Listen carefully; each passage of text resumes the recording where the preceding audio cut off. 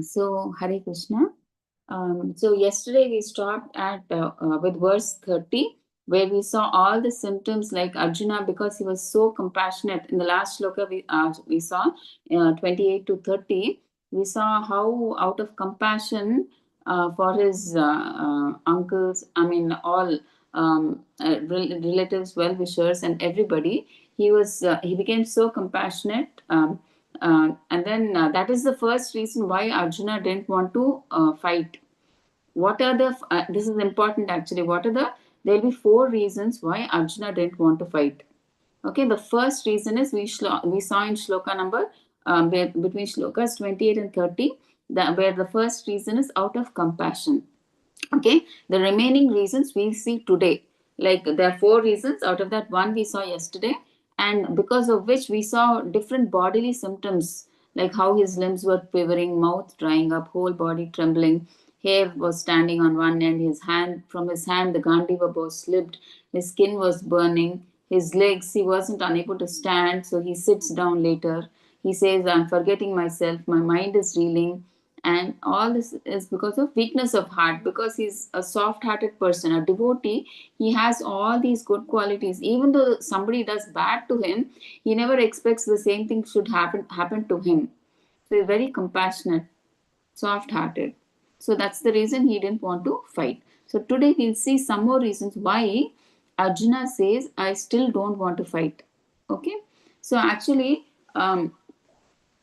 verse, if you see, the second reason is, the first reason is we saw it is compassion, and the second reason he gives is there is no enjoyment. Okay, so shlokas 31 to 35 will talk about no enjoyment. Means he says that, see, what is the use of getting this a kingdom when there is nobody to enjoy with? So if I fight, in case I win the kingdom, whom will I enjoy? Whom will I share my happiness with? By the happiness of the victory, whom do I share it with? So I will not be able to share it with anybody, and my hands are all bloodshotted. My hands are stained with blood. So what is the use of such a victory? And even though I get victory, after killing all of them, whom will I share my happiness with? The victory of the success that I've attained, the kingdom that I've got, whom will I share that with? Okay, so that's why he says there's no enjoyment. So in verses 31 to 35, we'll see that Arjuna says that there is no enjoyment. The first reason he gives, shloka 28 to 30, he says he is full of compassion. He doesn't want to kill them. And 31 to 35, the second reason he gives for not fighting is there is no enjoyment. Okay, so now let's start from the 31st shloka. So in that translation, Arjuna says, I do not see how any good can come from killing my own kinsmen in this battle, nor can I, my dear Krishna, desire any subsequent victory, kingdom, or happiness. Okay, so here Arjuna is telling, see, I don't know what good I can get by killing my own relatives, my own kinsmen. Okay, and even if I get victory also, I mean, and I'm also not interested in this kingdom, in such a kind of kingdom where I cannot enjoy the victory. So I'm not interested in that also. So here, what Prabhupada is saying in the purport is, like, our main interest, self interest, should be in pleasing Vishnu or Krishna. Okay, but conditioned soul like us, see, if you see in the PPT, see, generally the living entity, he is attracted to bodily relationships and comforts. So yeah, like yesterday we discussed, right? So the living entity, the main focus is like, they tend to measure the greatness by their comforts, their how rich they are, how comfortable they are. They generally, people compare. See, I have two big bungalows, I have two big palaces, I have three four cars. They boast, I have diamonds with me, I have platinum with me. All these things they keep boasting of material things. Okay, so the living entity is generally attracted to these bodily relationships, bodily the objects, thinking that they will bring them happiness. Okay, but all of us know, right? Are we really happy? We have all these things. We have family, we have money, we have comforts, but are all these bringing us happiness, true happiness to us? No, right? We could even see through the examples of the hippies. When Prabhupada went to America, the hippie movement was going on. Who are these hippies? These hippies are Americans who are from a very rich background, very aristocratic background. See, if riches having money would have brought them happiness, why did they become hippies? Why did they become like that? These hippies are people, they were from a very, very rich, very high aristocratic background family. They were very rich. They had everything, right? From they were born with a silver spoon. They had everything, not silver, in fact, gold spoon. So rich they were, so much comforts they had. But still, they didn't know what next, what is beyond that. We've enjoyed so much. Now, what next? And such people, they used to come onto the roads. They used to have all these drugs, smoking, intoxication, drinking, um, illicit sex. And they used to do all this on the road. They never used to go back home. They used to maintain their group and they stroll on the road. They didn't even go back home.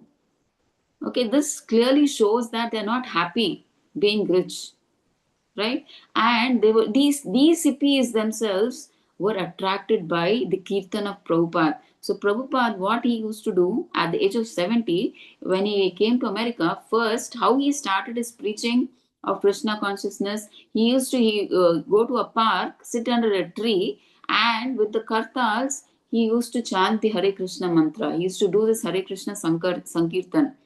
And these hippies, in America, they're so attracted to music. They love music a lot. Okay. And when Prabhupada started doing this kirtan, they were so attracted, so mesmerized. They started dancing around Prabhupada. They started singing. They were so much mesmerized. They just immersed themselves in the Sankirtan. So, what does this clearly show? It is not money, riches, or our attachments, material attachments to to this body or material objects that brings us happiness. It is our relationship with Krishna that brings us the true happiness. And the Swarupa of the living entity, Jiva, is also Jivera Swarupa Hoy Krishnera Nityadas. So we were actually created by God to serve Him, to please Him. See, when if that is our purpose of life, if we do that only, do we get happiness, right? If we do something else, how do we get happiness, right? If we are born to do something, we do that, then we get the enjoyment. If you do something else, see, for example, if you like to pursue a career in IT, and somebody forces you to become a lawyer, and you try to do a law, practice law, are you satisfied? No, right? So exactly, that is how. See, you are thinking that there is happiness in this world by earning money, by gaining comforts, but you may be thinking, I may get happiness through my wife, husband, parents, children, all these. So all these give you, I mean, depending on your karma, give you pain and enjoyment. Okay, you have suffering. Actually, Krishna himself says that this is dukkhalayam ashashvatam. You should try to get out of this jail. Okay, so similarly here, Arjuna, he is like Arjuna is actually, see, we get so much so bodily attracted that we forget our codes of morality also. See, even to be materially happy, there is some dharma. See, when we are so materially attached to this body, we forget that also. We forget the moral codes for material happiness also. Actually, to be happy also, there are some, what do you say, the Vedas prescribe some duties for each varnashrama. You have to do this, so that you get this. So you have to perform this yagna so that you can go to the heavenly planets. You do this, you'll get this happiness. So you worship this God, you get this. So all this is there, but we become so materially attached to all these relationships and enjoyment comforts in this material world that we forget those rules of happiness, actual rules of happiness, not even spiritual happiness. In fact, in material happiness itself, we forget the rules and regulations. So actually, if you satisfy Vishnu, see, even in the Varnashrama, what are the duties and responsibilities mentioned in Varnashrama? They are meant to satisfy Vishnu. Even though they are material, if you do it per that Vedic standard given per the Vedas, they will satisfy Vishnu. So we should perform our duties even on the material background. We must do our duties and responsibilities to satisfy Vishnu. So that also we are forgetting. Here, that is what they are saying. Arjuna, he forgot his moral codes. Arjuna is a Kshatriya. And what is the duty of a Kshatriya? What should he do? He should be fighting, right? It is his dharma to protect the people, like from adharma, right? So this is a dharmic war. So what should he do? He should be fighting. But what is he saying? I don't want to fight. So he's forgetting the fighting is like it's a material duty, but then also he's saying he's forgot his duty. He forgot his responsibility, that it is his duty to fight to establish dharma.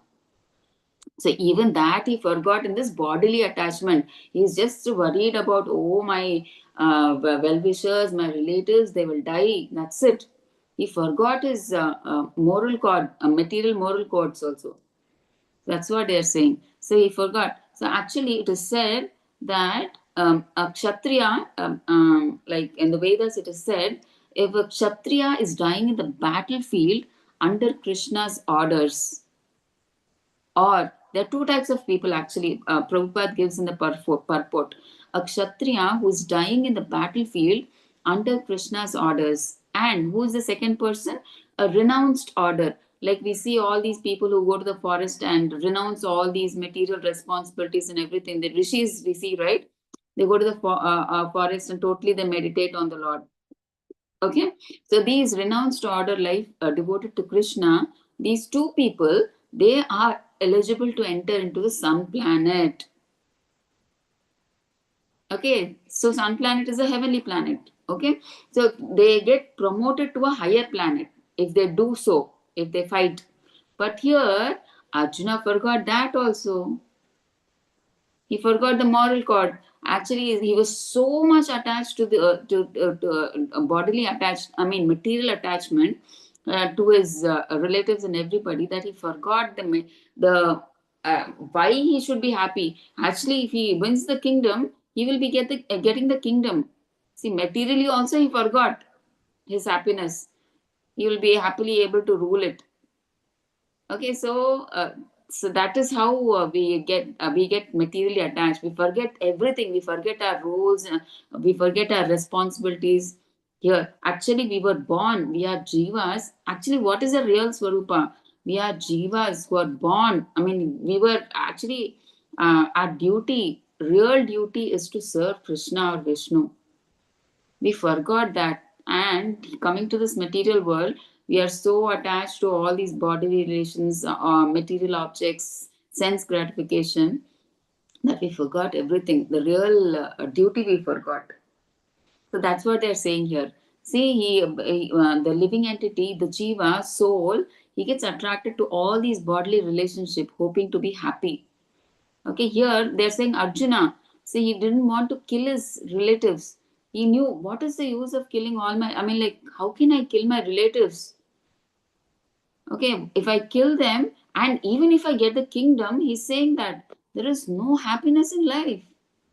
See, what is the use? I kill everybody, and who do I share my victory with? I have nobody. So, what is the use of getting that kingdom? So, I don't want to fight. It's like this analogy that is given. See, now what is he saying? See, a person who does not want to eat, he'll say, I'm not hungry, so I don't want to cook. That's obvious, right? See, when you cook, you have to eat. But when you're not hungry, you don't want to cook. So you don't cook. So, like that, Arjuna is saying, see, I don't find any happiness by killing my kinsman, so I don't want to fight. So that's what he's saying. So because of which he's saying that I want to go into the forest and live the life of a sannyasi. Okay, I want to lead a renounced life. He's saying that. I don't mind. Actually, a Kshatriya, he is supposed to rule the kingdom, but he should never go into the forest, and he is not, it's against the rules. Actually, he is not he's not supposed to go and beg.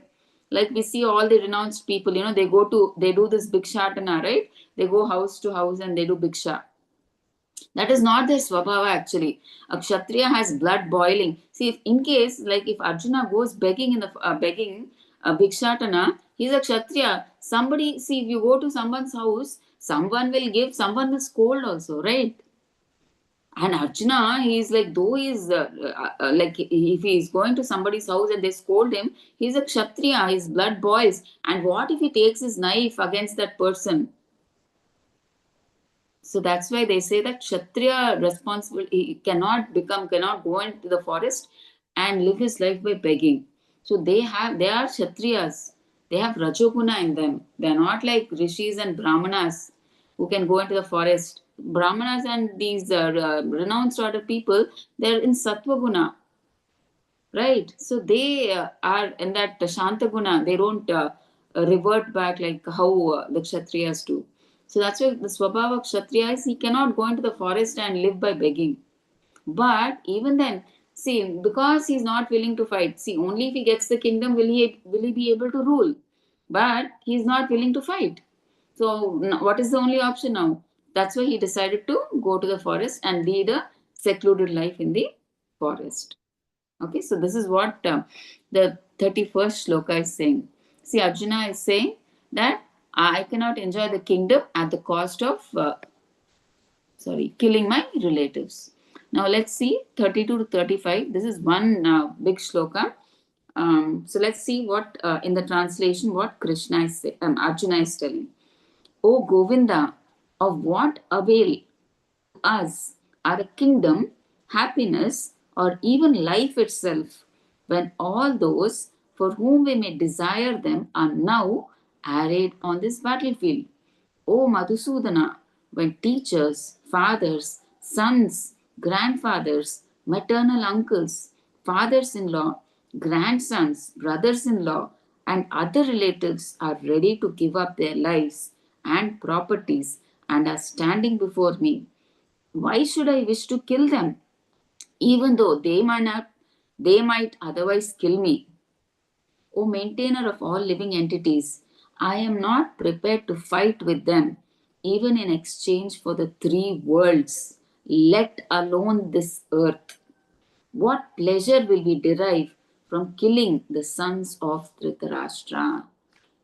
Okay, so here in the purport, we see that Arjuna is addressing Krishna as Govinda. So, what does Govinda mean? Krishna is the object of all. Go means it could be senses or cows. Vinda means gives pleasure. So, Govinda means he is the object of all pleasures of cows and the senses. So why Arjuna is calling Krishna as Govinda means Arjuna is indicating Krishna, telling Krishna, see Krishna, please understand what will satisfy my senses. What I'm trying to say, please try to understand that.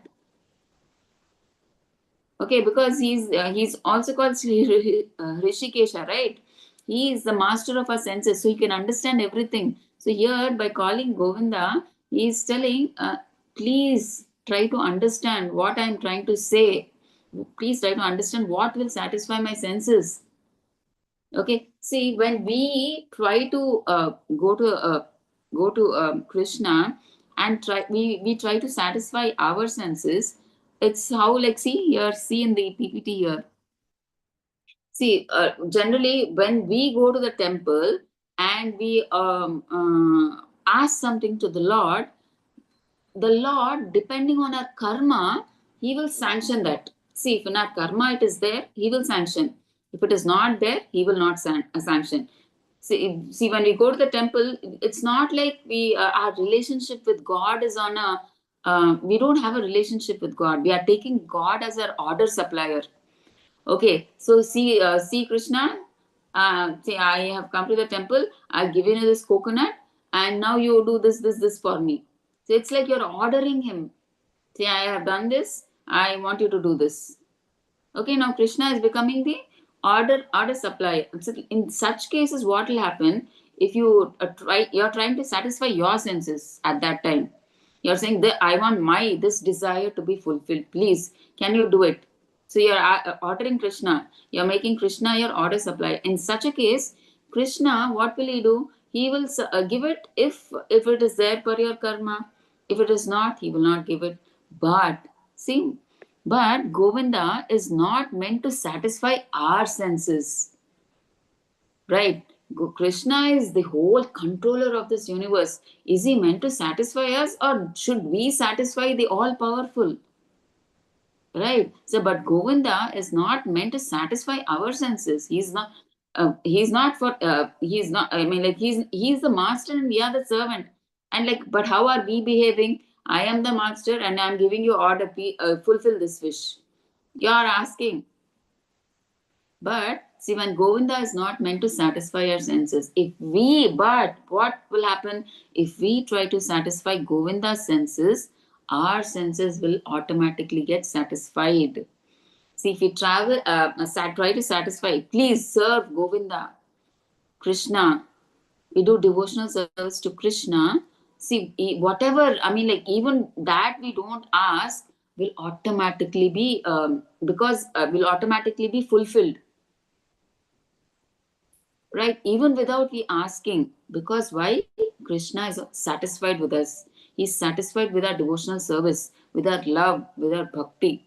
So it means that you don't have to satisfy each and every person on this earth. If you just try to satisfy Krishna, you're satisfying everybody. See, that is what the intent is here. Okay, you don't have to satisfy your. I mean, that does not mean we go away from our responsibilities, but responsibilities are to be done, right? Keeping Krishna in center. It's not that we say that, oh, we just worship Krishna, do Krishna consciousness. I leave my responsibilities, duties, not like that. Okay, so we keep, because we have taken up this what you say, responsibility. We got married now. We got married. We have family. We have parents. We have husband, wife, children. Since we have made up this responsibility, it is our duty. And that is why Krishna also says, Arjuna, do your responsibility. You are a Kshatriya. You have to fight. So for us, similarly, we should not run away from our responsibilities. We do our responsibilities, but don't get attached. We don't get attached to our husband. We don't get attached to our children, to our parents. But put Krishna in the center. Okay, make all of them devotees. Eat nice, wonderful Krishna prasadam. Have all of you get together and do a nice kirtan. All of you can get together and read Krishna katha. Right? You can all perform aarti. Each of you can do one particular seva. One can make a garland. One can do the bathing of the Lord, dressing the Lord. So all these sevas, one by one, all of you can get together and use your life uh, for the service of Govinda, but not to satisfy our senses.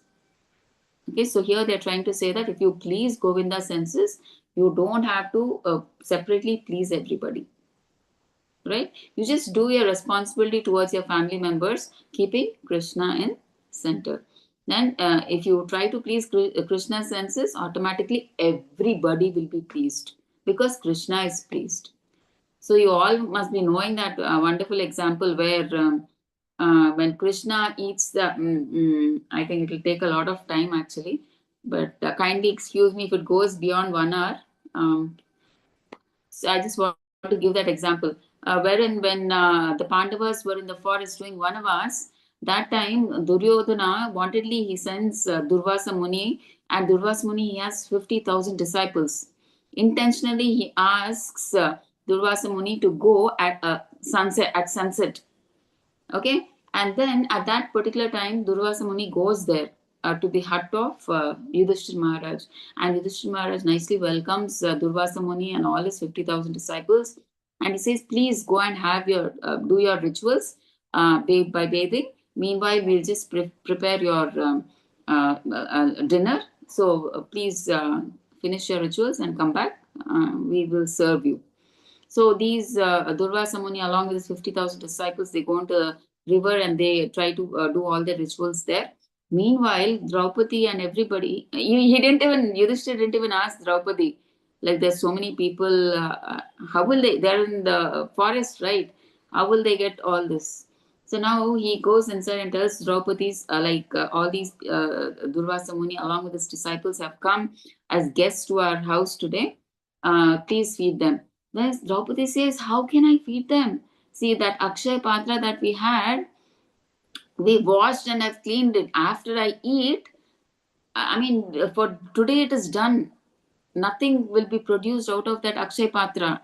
See, that specialty of that Akshay Patra is Draupadi should eat the last, and after Draupadi washes that pot for that day, for that evening, nothing else can come out of that. So Draupadi said, I also finished my eating and I nicely washed the pot and I kept it there. Now nothing can be done. Nothing will come out of it. Now they were in a fix. Now Draupadi immediately starts praying to Krishna. Who else do devotees pray to when they're in difficulty? They pray to Krishna. Now Krishna, when she thought about Krishna, then Krishna appeared. Krishna says, "Oh Draupadi, I was just passing this way. I thought I'll just meet you and go. I'm so hungry. Please feed me something." Now Draupadi says, "Please, Krishna, please don't play tricks on me. As it is, I'm in a fix. I'm not able to feed all those, and I was praying to you, and now you are also asking me to feed you. See, I'm very hungry. Now you bring that Akshay Patra. I'm sure there'll be something in that." No, no, I washed it. Draupadi says, "No, I washed it." "No, you bring, I will see." And then she brings, and then she's clearly, she says, Krishna says, "See, somewhere there must be something." And then she finds a small grain of rice. And then she says, she gives it to Krishna. And when Krishna has that grain, he says, "Oh, I'm satisfied, full." See, by just having that small grain, uh, and his stomach became filled. Meanwhile, the stomachs of all the, one second,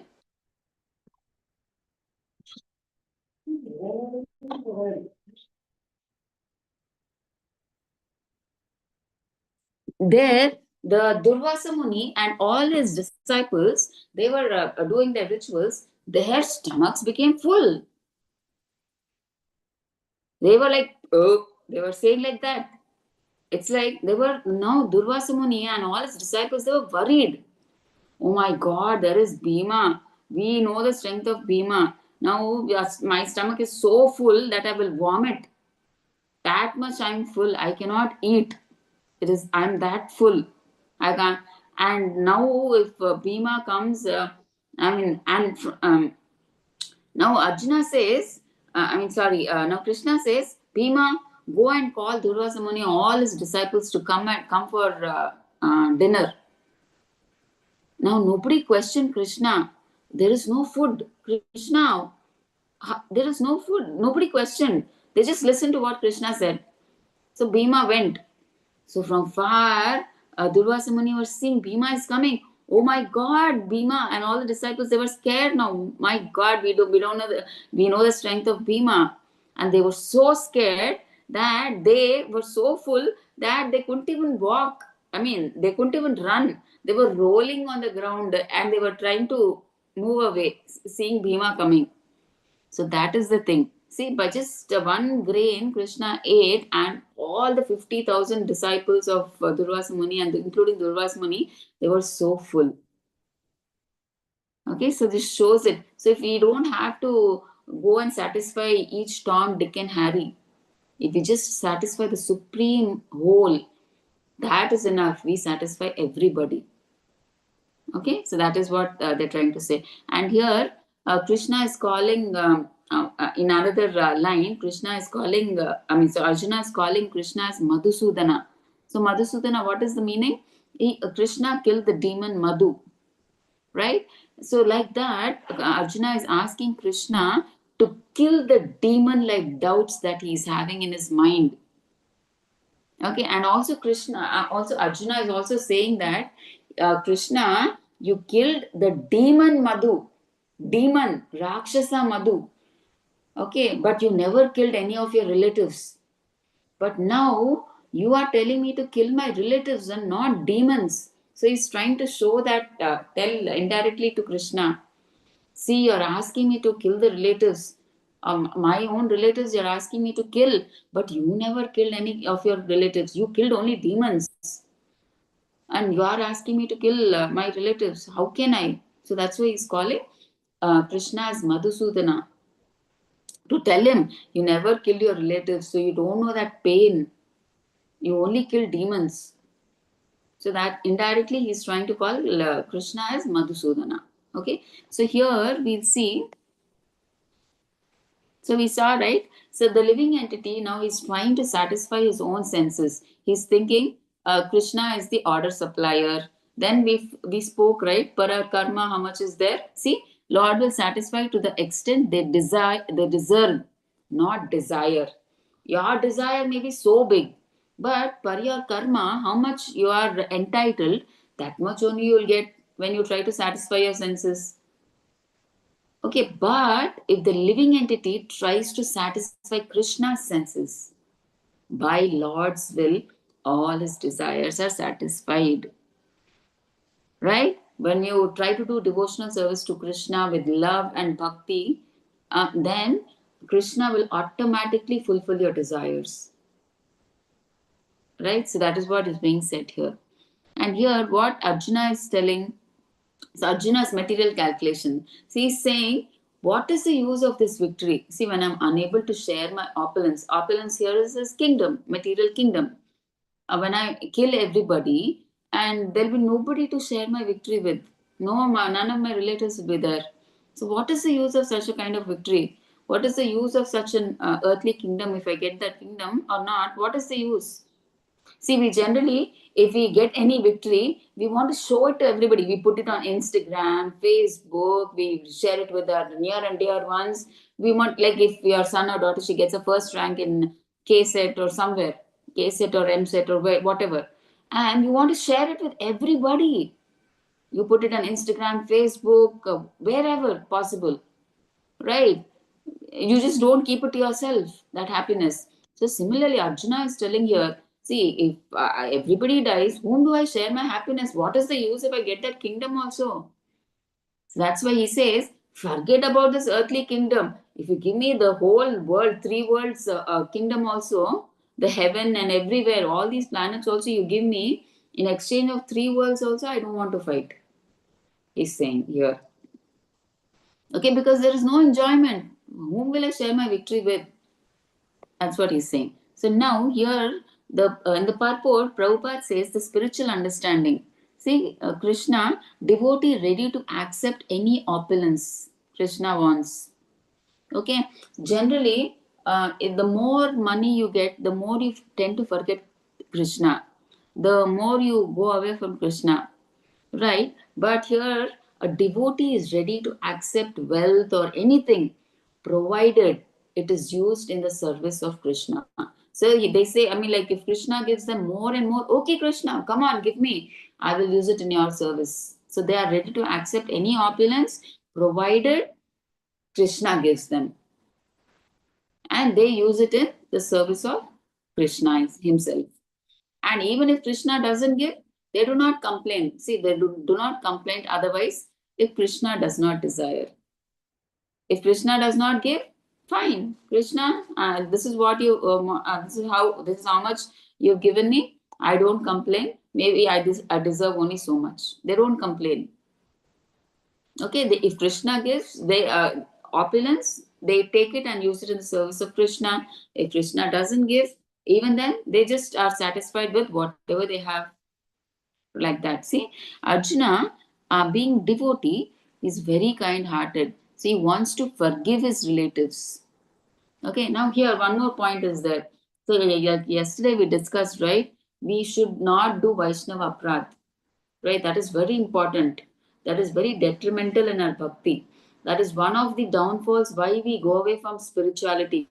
Don't get that interest. Why we lose interest in chanting? Why we lose interest in reading, hearing?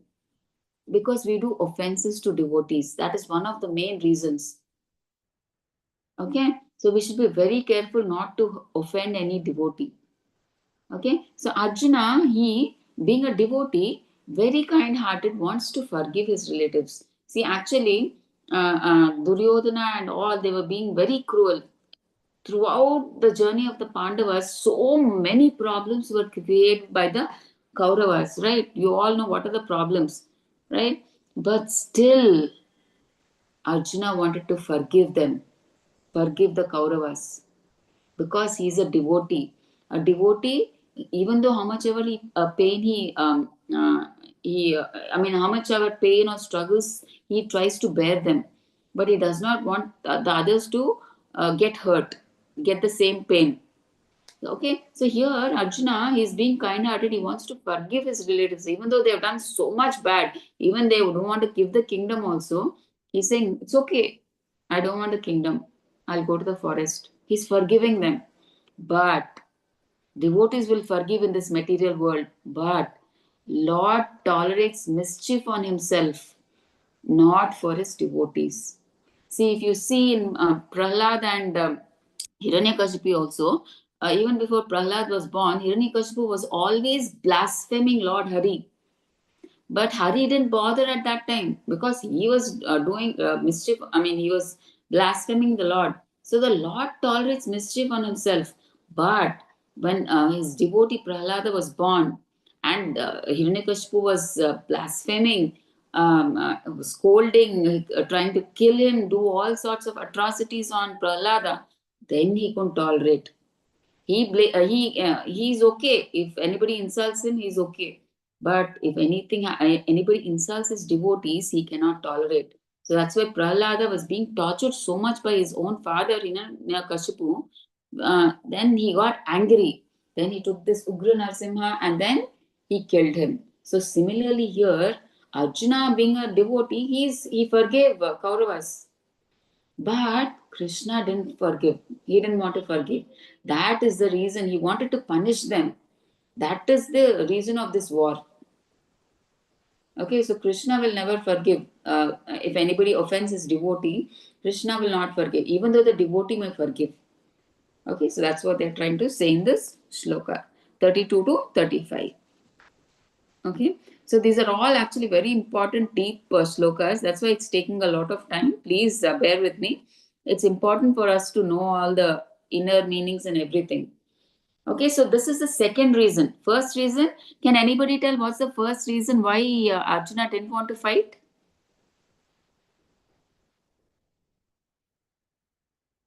Hare Krishna? Hare Krishna?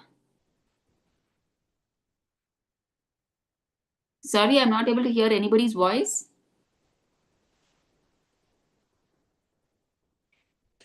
Hare Krishna, are you there? Yes. Yeah, can somebody please answer?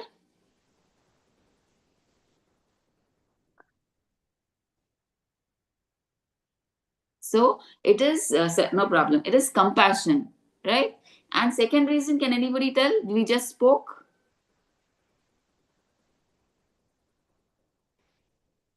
Okay, no enjoyment. So please try to be more interactive. It's just not a listening class. So the more you answer, the more you'll remember. Otherwise, it will be like going from one year to the other year. Okay, so please try to give your answers, right? Whenever we like, if it is interactive, it will be more good for us. It will remain more in our mind.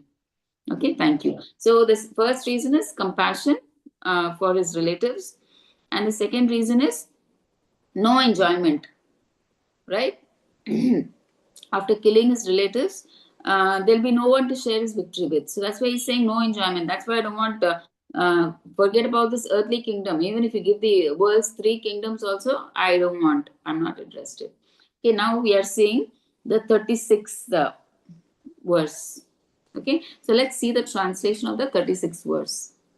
So sin will overcome us if we, and now he's giving the third reason in 36, right? Let's see what that reason is. So Arjuna is saying sin will overcome us if we slay such aggressors. Therefore, it is not proper for us to kill the sons of Dhritarashtra and our friends.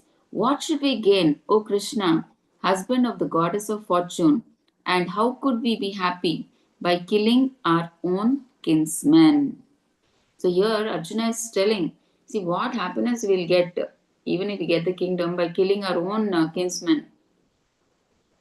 Okay. Yeah. So now, if you see in the PPT, Prabhupada says in the purport that according to our Vedic injunctions, there are 6 kinds of aggressors. Who are they? One is poison giver, one who sets fire to the house, one who attacks with deadly weapons, one who plunders riches, one who occupies another's land, one who kidnaps wives. So whoever does these 6 type of menial acts, I mean menial in the sense very bad acts we say, right? Um, so these kind of acts, if anybody does, okay, they can be killed as punishment.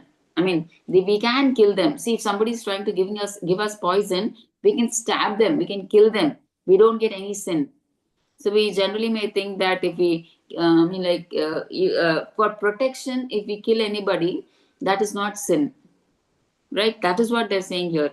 There are 6 kinds of aggressors. So if somebody's trying to give you poison, or if somebody is trying to sets fire to your house, or he attacks you with deadly weapons, you can kill them. Then by all these 6 acts, you will not get any sinful reactions. These the Vedas are saying. Okay, so Kauravas did all 6 kinds of aggressions. All these 6 types of aggressions they did on Pandavas. Hence, now Prabhupada is saying in the purport that even if Arjuna kills this person, these Kauravas, he will not get sin. Because in the Vedas it is said, right, these 6 kind of people, if they are killed also, there is no sin. So, what is the 6 kind of aggressions? Does anybody know how Kauravas gave poison to the Pandavas? What is that situation? Does anybody know? No. No? Okay, fine. I'll tell you. Thank you, Mataji. So, when the Pandavas were small, young, they were in their Gurukul, Duryodhana, he tried to give poison to Bhima and throw him in the river. We all know, I think we know that story. And you want to give poison in that sweet, put poison in that sweet, and he throws Bhima into the river. But that proves to be a boon. Actually, he goes into the river where Kunti's long grand forefathers stay there, and they bless him with the power of 1,000 elephants, which becomes a boon for them. But actually, their intention was they give Duryodhana mixes a poison in that sweet and gives it to Bhima. So they give poison. So they did that. Okay, and one who sets fire to the house, where on the Lakshagraha, you all know that, right? Lakshagraha Yep. means it's a palace. Yeah, you know it, Mataji? Yeah. Yeah. So they set the house. It's made of wax. So it just melts down. When you just put it on fire, the whole palace, it just in a few seconds, it just burns away. So they did that also. They sent the Pandavas to this Lakshagraha and they set fire. And one who attacks with deadly weapons. And even when they were in the forest, the Vanavas, they tried to do all sorts of menial acts. They tried to attack them with all deadly weapons. If you see, there are many situations where they attack the Pandavas. And one who plunders riches and one who occupies land. We saw that they've taken all the riches of the Pandavas, everything, the land, the kingdom, everything they've taken. And one who kidnaps another's wife. And they insulted Draupadi's wife, right? And Duryodhana says, "Come and sit on my thigh." He says all that, right? So one who Yep. does all, so yeah, yes, Mataji, they did all these things. So they've done all these. So and according to the Vedic injunction, it is said those who have done this can be killed, and there'll be no sin. So obviously Arjuna will get no sin, so he can kill. But Arjuna is not like an ordinary person like us, right? All of us. So he is a devotee. a great devotee. He has compassion. He has that soft-hearted nature. So that's why even then he knows he is trying to forgive them. Okay, so that's the reason. And further, we see that he calls Krishna as Madhava. He's calling Krishna as Madhava, means the husband of Madhava, means the meaning of that Madhava means husband of goddess of fortune. So here, why he's calling Krishna as Madhava is we can see that Krishna should not engage Arjuna that in a war that would ultimately bring about misfortune. See, goddess of fortune, she always means that she brings opulence, goodness, she brings, fortune, she brings. But Arjuna is indirectly telling Krishna by calling Madhava, see, you're asking me to engage myself in a war where there's so much misfortune, so much killing will be there. You are Madhava, goddess, you're the husband of goddess of fortune. You're supposed to bring fortune, goodness, but you're asking me to bring misfortune by killing so many people. Please don't do that. But Krishna, however, he can never bring misfortune to anyone, especially to his devotees. He can never do that. He takes special care of his devotees. Whatever he does for the devotees is for their good, but we may not be understanding it at this point. But he does it for the good of us.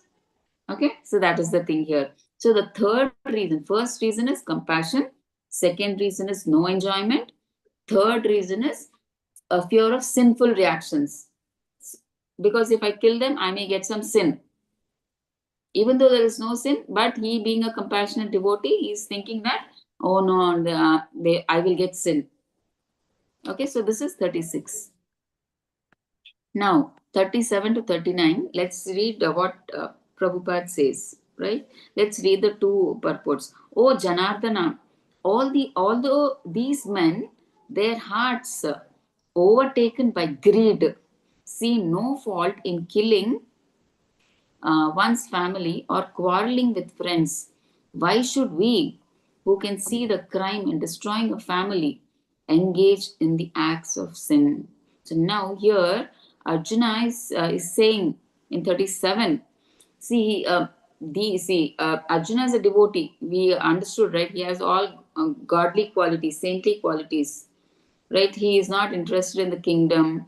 He wants to forgive everything. But the other party, they are adharmic. Out of greed, they want to grab the kingdom. Okay, so they are so greedy. Okay, they want the kingdom somehow by hook or by crook, even though they're not bothered if they die or whatever, they kill each other. But we know the result. We know the result. What will happen if war takes place? What are the reactions? What is going to happen? We know the results. So why should we fight Krishna? That's what Arjuna is saying in 37 shloka. Okay, now let's see 37 and 38. What is he's saying? Arjuna understands the result of the war. So, okay, he's saying, I know what we know, right? What the result of the war is? The family is destroyed. So, destruction of family. We'll see how. Okay, he sees not benefits in participating in this sinful activity. So Arjuna, he's saying, I we know the reasons why, but they out of greed, the other party, out of greed, they want the kingdom. They are not bothered whether people die, what happens, the family is destroyed, everything. They're not bothered. But we know, right? Then why should we fight Krishna? Here, actually, in the purport, Prabhupada says, Kshatriya should not refuse invitation of gambling and war. Generally, if a Kshatriya is asked for gambling, at any point he should be ready for gambling. And if somebody asks him for war, also war, even at night time, if a king comes, Kshatriya comes and asks him to fight, he should be ready for that.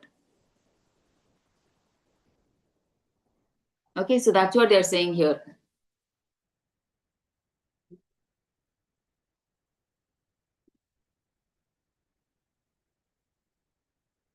So here, like that, Arjuna is actually challenged by Duryodhana to fight, right? See, Duryodhana didn't want to compromise, right? That's why this war, he wanted the war to happen. So now Duryodhana is throwing a challenge to Arjuna to fight. So it is his duty to fight, right? As a Kshatriya, he should not refuse invitation of war. But still, because he knows the results of what will happen when a war happens, that is why he is not able to fight. He is not interested in fighting. Why? See, Arjuna sees the other party is blind. See, out of greed, they are blind.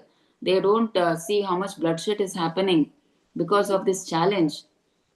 Okay, so that is why Arjuna is not ready to fight. So now let's see. Uh, Koddigonchana. So in 39, let's see what Arjuna is saying in shloka number 39.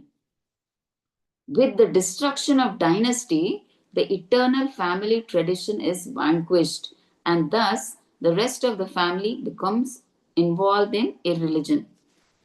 Please give me a second. I just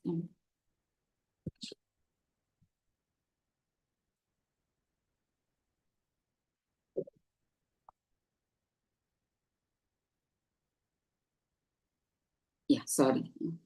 Yeah, with the destruction of dynasty, the eternal family tradition is vanquished, and thus the rest of the family becomes involved in irreligion. Okay, so here what Arjuna is trying to say, see, the dynasty is destroyed. See, generally, when people come to war, the head of the family, like the elder member of the family, comes and fights, right? What if he's killed? The head of the family is killed. The one who is nurturing the family, who provides for the family, the head, he is killed in the battle. That's what he's saying. Because of just killing that head of the family, see, the dynasty, whole dynasty itself will be destroyed. How he's saying that? See, if the head of the, see, generally, who gives us good values and everything? Generally, our grandparents, our father, mother, they give us good values, right? See, for instance, in the when they go to war, who go? Generally, it is the elders of the family, the husband or the grandfather, they go, right? When such elders of the family, they go and fight and they're killed, who will give the children good values? It's generally the head of the family who gives all these values, right? Okay, all these spiritual values, these good samskaras, and everything is given by the head of the family, right? But if he himself is killed, if they are killed, then who will give the younger children, the children and the youth in the family, who will give them good values? And they will take to irreligion, they will take to all bad habits, and they will spiritually anyway they will go off, and they will take to bad habits. So the family, total family tradition itself is gone, this destroyed. So that's what Arjuna is trying to say. But in Varnashrama system, generally, what is said, if you want peace, peace, see, in the shloka it is said, see, in Varnashrama system, in green box, you can see the rectangle box, elder members of the family, they are responsible for purificatory process in the family from birth to death. See, everything we know, what are the samskaras we follow is because our father or mother taught us or our grandparents taught us. So we follow the same samskaras, we continue it, right?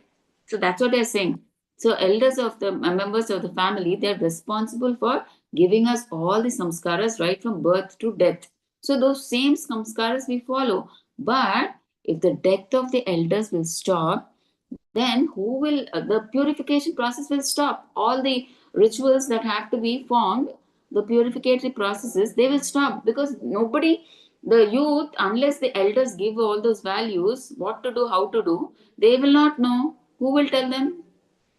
So they won't know. So all these purificatory processes will stop. We'll see what those purificatory processes are. The samskaras are here in the next page. We'll see. Will stop.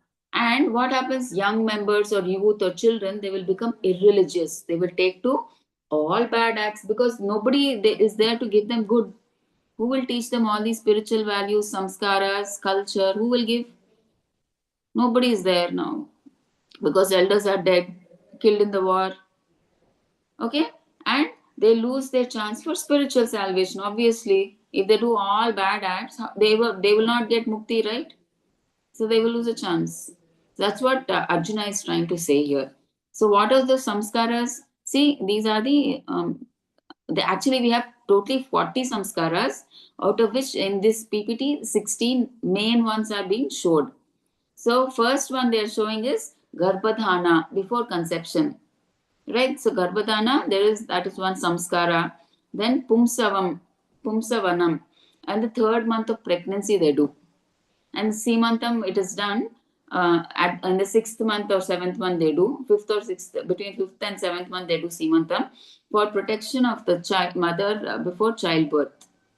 Okay, Jata Karmam, and this is for intellectual development of the child.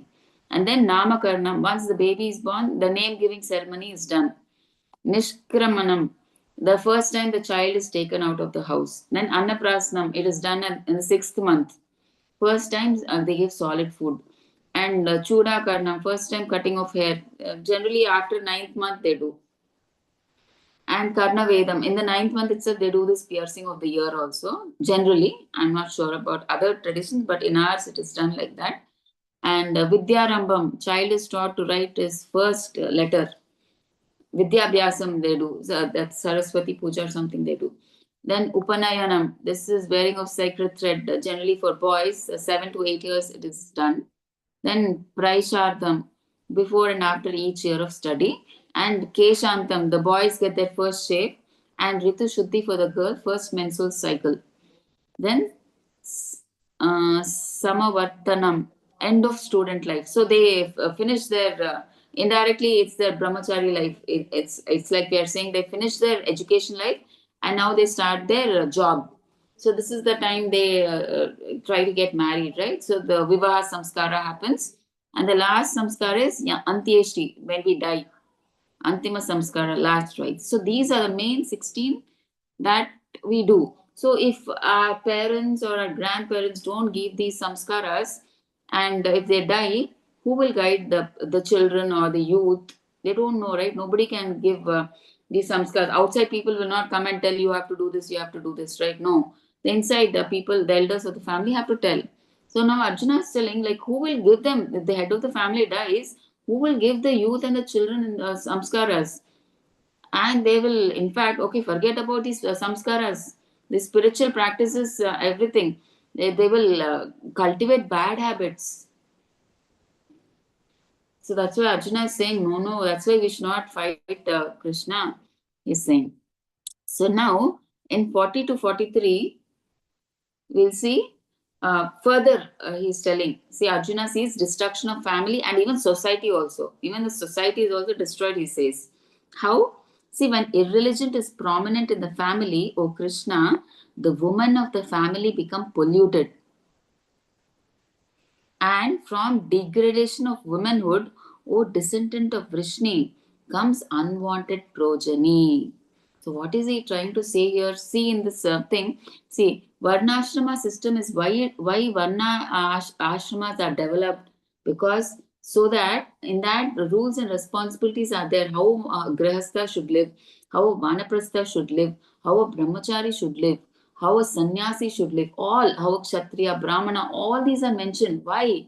So that we can live peacefully with and prosperity, and we can progress in our spiritual life. But when that varnashrama system itself is not there, when the head of the family is itself not there, and that process itself is not followed, then where will there be peace, prosperity, and spiritual progress of life? Everything will be not there. See what he's saying, that see, if the Varnashrama fails, we saw, right? What will happen?